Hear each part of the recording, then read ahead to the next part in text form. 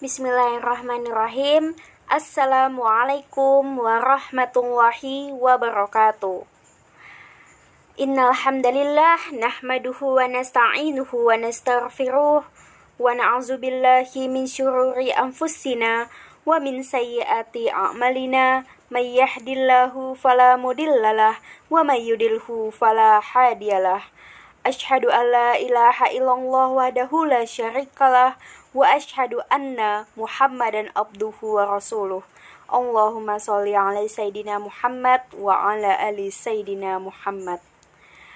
Alhamdulillah, puji dan syukur kehadirat Allah Subhanahu wa taala yang mana berkat limpahan rahmat, taufik dan hidayahnya pada kesempatan kali ini kami dari kelompok 6 yang terdiri dari saya sendiri, Ebi Abadi, dan rekan saya Ahmad Adianto Wijaya. Di sini kami akan membahas materi terkait pengertian tafsir, sejarah perkembangan tafsir, metode dan corak penafsiran Al-Quran. Baik, untuk pemaparan materi pertama akan saya sampaikan. Yang pertama kita kepada pengertian dari tafsir. Nah, tafsir di sini dibagi menjadi dua pengertiannya. Yang pertama secara bahasa atau etimologi, dan yang kedua secara istilah atau terminologi. Nah, secara bahasa, menurut Al-Qattan bahwa tafsir di sini mengikuti wajan taf'il berasal dari akar kata al-fasar yang berarti menjelaskan, menyingkap, dan menerangkan makna yang abstrak. Nah, kata kerjanya mengikuti wazan daroba, yatribu, dan nasara yang suruh. Dalam lisanul Arab dinyatakan kata al-fasar berarti menyingkap sesuatu yang tertutup. Sedangkan kata at-tafsir berarti menyingkapkan maksud suatu lafaz yang muskil. Nah, dalam Al-Quran, surah Al-Furqan ayat 33, di situ dijelaskan yang artinya, dan tidaklah mereka datang kepadamu membawa sesuatu yang ganjil, melainkan kami datangkan kepadamu sesuatu yang benar dan paling baik tafsirnya. Nah, kita lanjut kepada tafsir secara istilah atau terminologi. Nah, secara istilah di sini ada Abu Hayyan mendefinisikan tafsir sebagai ilmu yang membahas tentang cara pengucapan lafaz-lafaz Al-Quran dan indikator-indikatornya, masalah hukum-hukumnya baik yang independen maupun yang berkaitan dengan yang lain, serta tentang makna-maknanya berkaitan dengan kondisi struktur lafaz yang melengkapinya.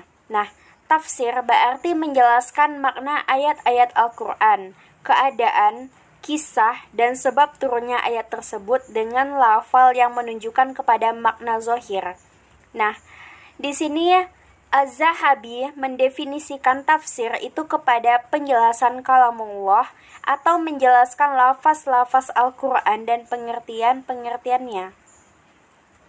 Juga ada menurut Abu Az-Zarkasi, tafsir adalah ilmu yang memahami kitabullah yang diturunkan pada Nabi Muhammad SAW, menerangkan makna-maknanya serta mengeluarkan hukum dan hikmah-hikmahnya. Nah, dari definisi di atas dapat kita tarik kesimpulan bahwa secara umum tafsir dapat diartikan kepada penjelasan atau keterangan yang dikemukakan oleh manusia mengenai makna ayat-ayat Al-Quran sesuai dengan kemampuannya menangkap maksud Allah yang terkandung dalam ayat-ayat tersebut.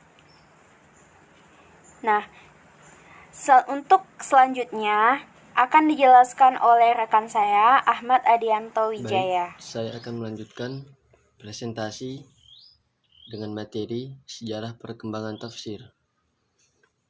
Perjalanan panjang kajian perkembangan penafsiran Al-Quran dari zaman Nabi Muhammad SAW, sahabat hingga tabi'in secara umum hanya berkutat dalam wilayah penafsiran yang bersifat oral. Karena dalam 3 fase tersebut belum memasuki babakan proses kodifikasi, periode tadwin, kodifikasi baru, dimulai pasca era tabi'in Husain Al-Dahabi mensinyalir bahwa cikal bakal kodifikasi tafsir Al-Quran dimulai pada fase kodifikasi hadis-hadis Rasulullah. Ia menyatakan dalam bukunya Al-Tafsir wa Al-Mufassirun, setelah melewati fase sahabat dan tabi'in, persoalan tafsir dimulai menapaki babak kedua. Langkah kedua ini bertepatan dengan dimulainya kodifikasi hadis-hadis Nabi yang terdiri dari beberapa bab yang membahas tentang hadis. Dan salah satu bab yang dibahas di dalamnya adalah tentang tafsir. Ketika itu belum ada usaha pemisahan tafsir karangan yang dikhususkan untuk menafsirkan Al-Quran dari surat per surat, ayat per ayat, dari awal sampai akhir. Pada saat itu, hanya terdapat ulama yang melakukan penggambaran intelektualnya ke sejumlah daerah yang menghimpun hadis. Kemudian mengumpulkan tafsir-tafsir yang diriwayatkan dari Nabi, sahabat, ataupun tabi'in. Di antara mereka adalah Yazid ibnu Harun al-Sulma. Sumber tafsir sebagaimana telah dipaparkan di atas bahwa kitab-kitab tafsir periode awal muncul bersamaan dengan maraknya kodifikasi hadis-hadis Nabi, sehingga ini juga mencerminkan pola tafsir yang menjadikan hadis sebagai salah satu rujukan primer dalam menafsirkan ayat-ayat Al-Quran. Secara rinci, sumber tafsir pada periode ini adalah sebagai berikut. 1. Al-Quran, yakni menafsirkan ayat Al-Quran dengan ayat Al-Quran lainnya. 2. Hadis-hadis Nabi Sallallahu Alaihi Wasallam. 3. Riwayat para sahabat. 4. Riwayat tabi'in. 5. Riwayat dari tabi'in al-tabi'in. 6. Cerita dari ahli kitab. 7. Ijtihad atau istinbat musafir.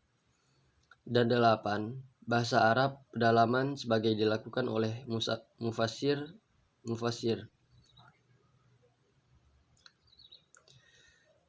Tafsir pada abad pertengahan. Tafsir yang dimaksud dengan tafsir abad pertengahan adalah periode penulisan tafsir gelombang kedua dari independensi tafsir dan pemisahannya dari kitab hadis. Generasi ini muncul pasca kemunduran umat Islam, runtuhnya Baghdad, sampai terjadinya perang salib. Gerakan intelektual pada era kemunduran Islam pada mulanya berjalan terbilang lambat. Pada akhirnya kembali menemukan semangatnya. Karya-karya kajian keislaman pada abad ini, tidak terkecuali tafsir, juga mengalami pertumbuhan. Sumber kitab tafsir pada abad pertengahan. Sumber rujukan kitab tafsir abad ini sebenarnya hampir sama dengan sumber tafsir yang digunakan oleh mufassir abad klasik. Hanya saja dalam tafsir abad ini, mufassir juga menggunakan kutipan atas pendapat-pendapat ulama. Tafsir sebelumnya tidak sebagaimana yang dilakukan oleh mayoritas mufassir abad klasik yang hanya berhenti pada penukilan riwayat dari Nabi, sahabat, dan tabi'in.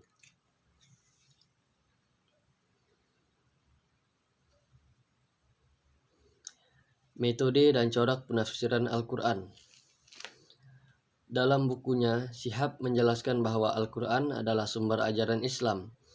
Kitab suci itu menempati posisi sentral bukan saja dalam perkembangan dan pengembangan ilmu-ilmu keislaman, tetapi juga merupakan inspirator, pemandu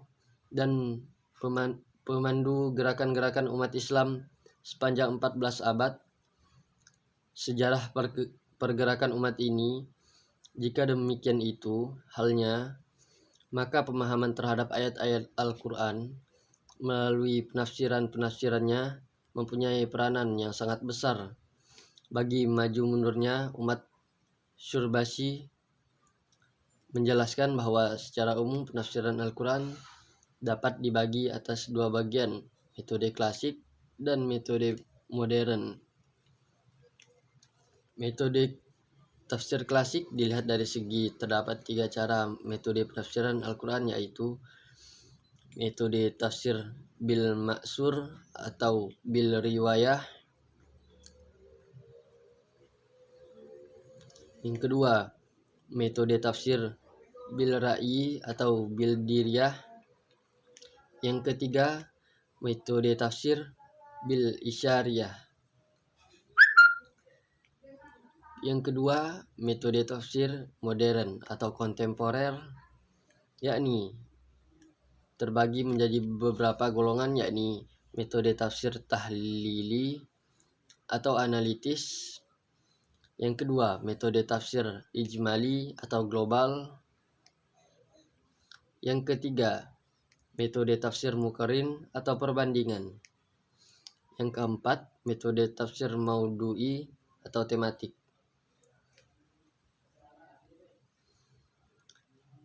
Baik, kesimpulan dari tafsir adalah ilmu syariat paling agung dan paling tinggi kedudukannya.